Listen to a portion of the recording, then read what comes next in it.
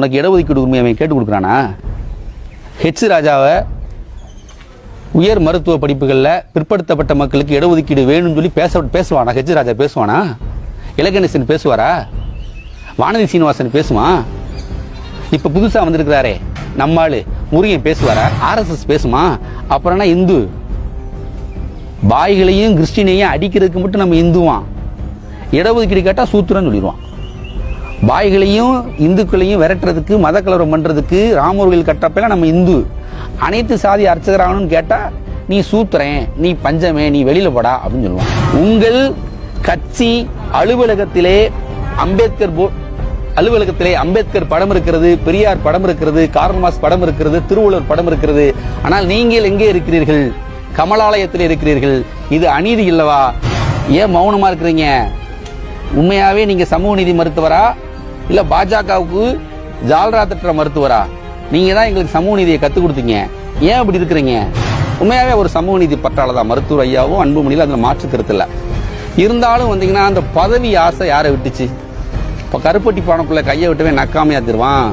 இந்த இடஒதுக்கீடு வரலாறு தெரியாம நம்ம ஆளுகளே சில பேர் பேசுறாங்க. அவையாரெல்லாம் யார் படிக்க வச்சா? தொல்காப்பியர்லாம் எந்த காலேஜில் படிச்சாரு? பெரியார் விளையாட்டி நாங்கன்னா மாடா மேய்ச்சிக்கிட்டு இருப்போம், இப்படிலாம் பேசுறாங்க.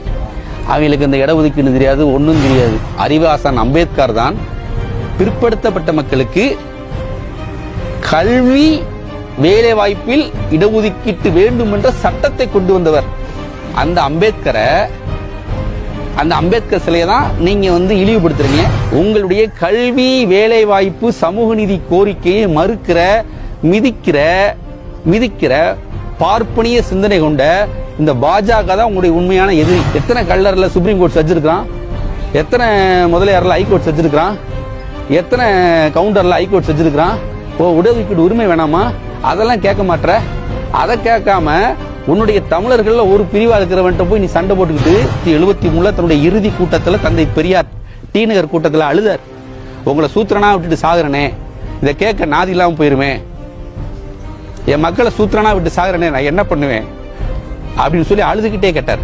அந்த சூழல்ல தனித்தமிழ்நாடு கேட்டார். அதெல்லாம் மறந்துட்டு எங்கிட்ட ஆண்ட பரம்பரை அப்படின்னு மீசியை முறுக்கி சொல்ற.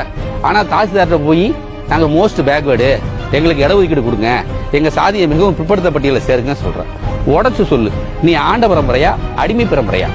கோவன் தான் ஒரு பாட்டு பாடுவாரு. ஆண்ட பரம்பரையா அரச பரம்பரையா, அடங்கி ஒடுங்கி நின்ன அடிமை பரம்பரையா, ஏ மாந்து ஓலச்ச அந்த பாவப்பட்ட சூத்திரனா, பாப்பானோட சேர்ந்து கூடிக எடுத்த சத்திரிய புத்திரனா. மருத்துவ மேற்படிப்பு சீட்டு இன்னைக்கு பரிபயிக்குச்சு. யாரு சீட்டு? நம்முடைய கள்ளர் மருத்துவ மாணவர்கள் படிக்க வேண்டிய சீட்டு. யாரு சீட்டு? அகமுடையார் மருத்துவ மாணவர்கள் படிக்க வேண்டிய சீட்டு. யாரு சீட்டு? அம்பலார் மாணவர்கள் படிக்க வேண்டிய சீட்டு. யாரு சீட்டு? கவுண்டர் சாதி மாணவர்கள் படிக்க வேண்டிய சீட்டு. யாரு சீட்டு? வன்னியர்கள் படிக்க வேண்டிய வன்னிய மாணவர்கள் படிக்க வேண்டிய சீட்டு. யாரு சீட்டு பரிபு இருக்குது? செட்டியார் மாணவர்கள் சீட்டு பரிபு இருக்குது. நாடார் மாணவருடைய சீட்டு பரிபு இருக்குது. ஆனா அந்த உண்மை தெரியுது அவங்களுக்கு. சாதி பெருமை பேசிக்கிட்டு பனைமரத்துல ஒவ்வாளு, தேவருக்கே சவாலா, முட்டைனா வெயிட்டு, வன்னியர்னா ஒயிட்டு, கும்துக்கடி கும்மாவா, கவுண்டர்னா சும்மாவான்னு சொல்லிட்டு எத்தனை காலத்துக்கு தான் சாதி பெருமையை பேசிக்கிட்டு நல்லா எலுமிச்சம்பளத்துல மீசை சொல்கிற மாதிரி மீசை வச்சுக்கிட்டு கத்திக்கிட்டு தீர போற. சாதி மாணவர்களுக்கு ஆதரவாக உயர் கல்வி நிறுவனங்களில் பிற்படுத்தப்பட்ட மக்களுக்கு இடஒதுக்கீடு தரக்கூடாது என்று வாதாடியவர் யார் தெரியுமா? நாமெல்லாம் இந்து என்று சொல்லக்கூடிய பாஜக கட்சியினுடைய அமைச்சராக இருந்து இறந்து போன அருண்ஜேட்லி. மனு தர்மத்திலே சொல்லியிருக்கிறார்கள், சூத்திரர்களுக்கு எதை கொடுத்தாலும் கொடுங்கள், கல்வியை கொடுக்காதீர்கள். சூத்திரன் கல்வி கற்றால் கல் குடித்த குதிரையாகி விடுவான் என்று சொல்லியிருக்கிறார்கள்.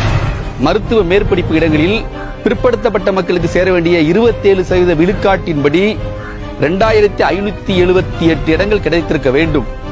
ஆனால் ஓபிசி மக்களுக்கு கிடைத்திருப்பதோ 371 இடங்கள்.